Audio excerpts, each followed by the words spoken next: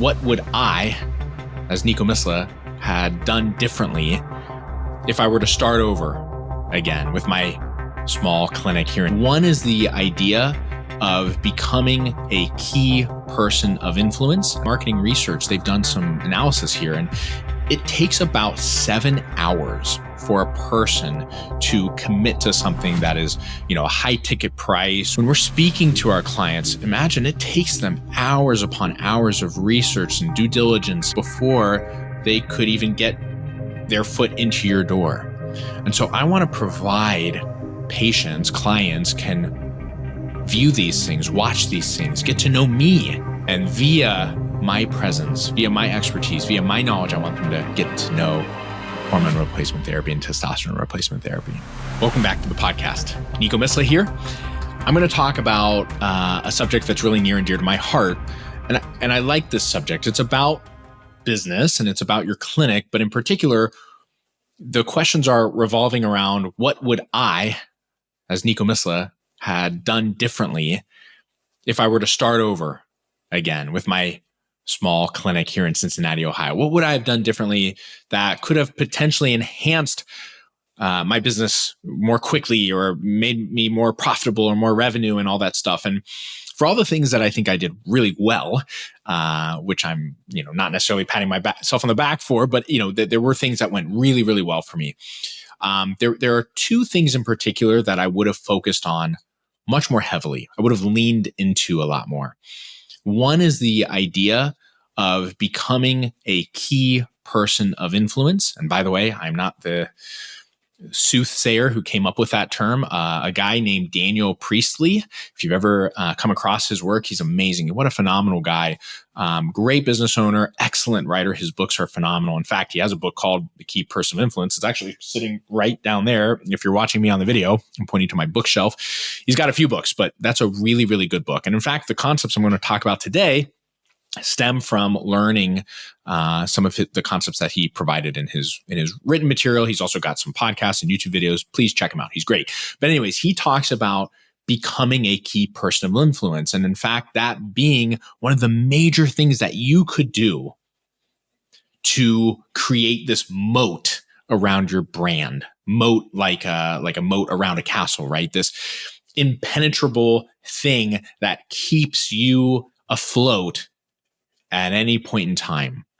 Becoming a key person of influence is one of the most important things that you can do. What does that mean? Becoming a key person of influence, it doesn't necessarily mean you have to become a celebrity or a mega media, social media influencer or something like that. It just means becoming a key person of influence in whatever your circle or community is. That would also enhance your business. So the most obvious example would be someone like, if I talked about Steve Jobs, God rest his soul, he's already passed away, but anytime I talk about Steve Jobs, you associate him with Apple, right? That was his business. Now, if Steve Jobs had a Instagram today, he would have millions and millions of followers. Kind of like Elon Musk is another great example. And Priestley gives this example, right? Elon Musk, everybody knows who that guy is. Love him or hate him, y'all know who Elon Musk is. Now, he's got multiple businesses. He's got Tesla. Most people know what Tesla is. He's got SpaceX. A lot more people know about that too.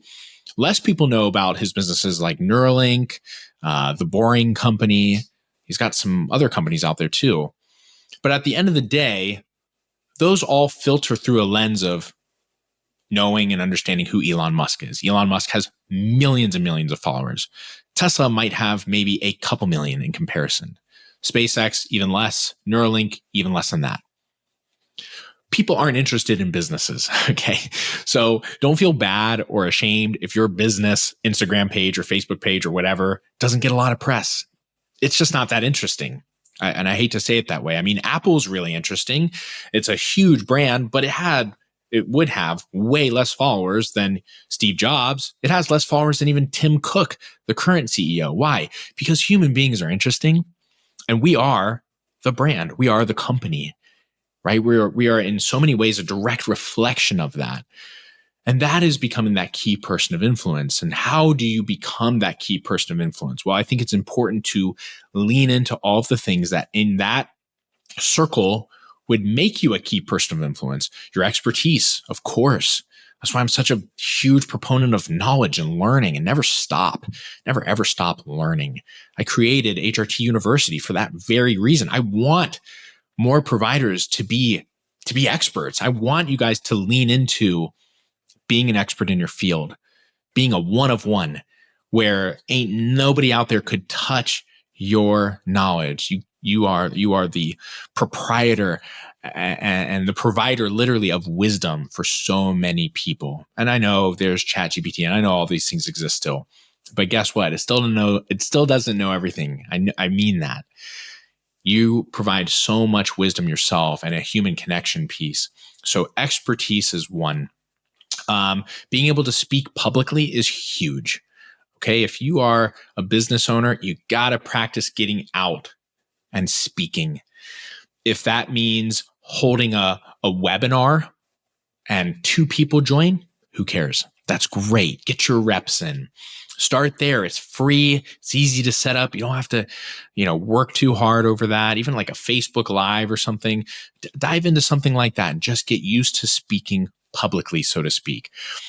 Start meeting other people and networking, of course, and ask them, hey, is there any way I could present in front of your cohort of clients or providers or whomever that might be able to refer patients to me and I to them at a lunch and learn? Maybe it's a weekend and you just spend a couple hours, doing some Q&A types of stuff on a whiteboard.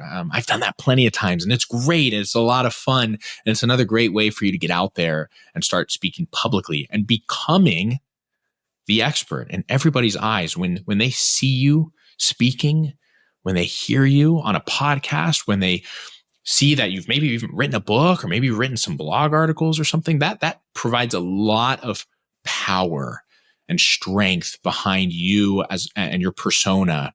And it helps you create and become that key person of influence. Do you see what I'm saying? So people are getting attracted to you as a human being, the messaging, the philosophy that you carry. And via osmosis, of course, then they're going to find all sorts of different things about you. If they type in Nico Misleh on Google, you might see Apollo Health Optimization pop up. You might see HRT University pop up. Maybe you'll see a YouTube video that I did with my friend Justin Gross. Maybe you'll see a YouTube video that I did with my friend Mason. There's all sorts of different things that'll pop up. My Spotify account might pop up. Oh, here's the Nico Misleh Podcast. What does Nico Misleh have to say there? Those are other things that you want to be creating. That is now getting into the second thing that I would do, which is to create an ecosystem around your business and around you as that key person of influence. And creating an ecosystem is literally like, creating a forest. Imagine you were to create a forest. You have this flat piece of land. It's just dirt. What would we need? We need fresh topsoil to plant trees. And we don't just want trees. We want some shrubs, right? We want tall things. We want medium height things. We want low lying things, maybe some grass. Maybe we want some birds there. Maybe we want some deer to keep down some of the pests. And right there are all these things that make up this very cool ecosystem. And they all, have this somewhat symbiotic relationship together. And it's what makes the ecosystem flourish. And you as a business owner should be creating that. You should be cultivating that ecosystem. And making that ecosystem could be so simple. It could be starting out with a free Facebook group. What a great, for all the stupid crap that exists on social media, I think there are some great things about creating a community and hopefully building from that community. And I think Facebook groups are fantastic for that. I have a Facebook group for HRT University. It works great. But if I were to have gone back in time, and by the way, I could still do this, I haven't, but I would create a Facebook group that's kind of centered around my clinic. And so what could that be? Well, if you're a sexual wellness practice and you promote sexual wellness, maybe it could be a Facebook group for women, 50-year-old plus women interested in sexual wellness, or women suffering from hyposexual dysfunction.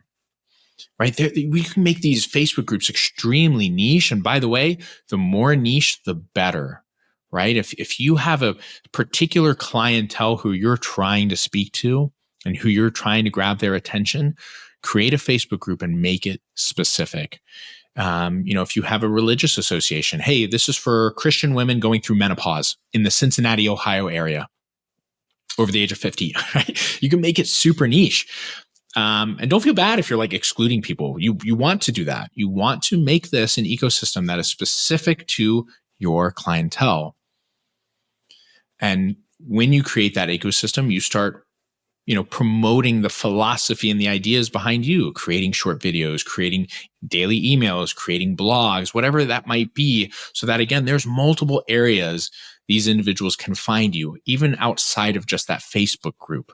And I think that's really important. You do not have to be on Instagram. You don't have to be on TikTok. You don't have to do any of the things that you don't want to do. You can just lean into the things that you find it's easy for you to show up. It's easy for you to be present, and it's easy for you to, 3, 2, 1, go and create some content and get out of there. Okay. I think truly deep down in my heart, people crave story. They crave narrative. They crave depth, long form discussion, right? Because entertainment is one thing. I'm not really that interested in providing entertainment. That's not really what my business is about. If I were in the entertainment business, I would probably create some, Instagram shorts and reels and TikTok videos and all that sorts of stuff. I'm not in the entertainment business. I'm in the business of providing a medical therapy that I think is profound and saves so many people's lives. And so, of course, you can have some entertainment around that. I'm not saying you can exclude that, but when I'm trying to get my ideal clients in through the door, I want them to know what they're getting into. I want them to have a deep level of understanding. I want them to feel like they're invested and committed into this concept of hormone replacement therapy, and then to actually experience that in real time. And in order to do that, these people have to spend, on average, this is like a number. Again, Dana Priestley talks about this a lot, so I'm not necessarily making this up. But they've done in marketing research, they've done some analysis here, and it takes about 7 hours for a person to commit to something that is, a high ticket price or is like hormone replacement therapy, where it's not. I wouldn't necessarily call HRT therapy at $200 a month high ticket price. I mean, in some ways it is, but what I would consider that more so is like a big commitment, a big investment into their future. And it might feel a little bit scary and daunting at first. And of course, there's a financial thing there. So when we're speaking to our clients, imagine it takes them hours upon hours of research and due diligence and talking to their friends and loved ones, watching YouTube videos, listening to podcasts, reading blog articles before they could even get their foot into your door.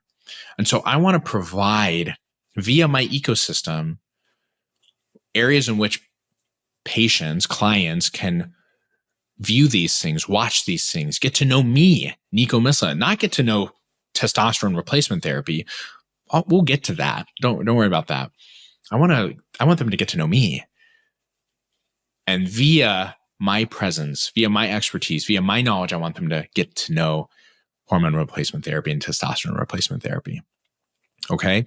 So again, being a key person of influence and creating your own ecosystem is something that you should start very early on in your business journey. Drip it in as easily as you can. Don't overwhelm yourself. Try to get, my first year in business, I want to get 1 or 2 speaking gigs, whether it's me putting a webinar on or going to a local, other business that I can do a lunch and learn. That's my goal. That's great. That's all you need to do to start with. Okay. And then create another portion of that ecosystem. Okay. I'm going to create a free Facebook group and I'm going to post in there once a week.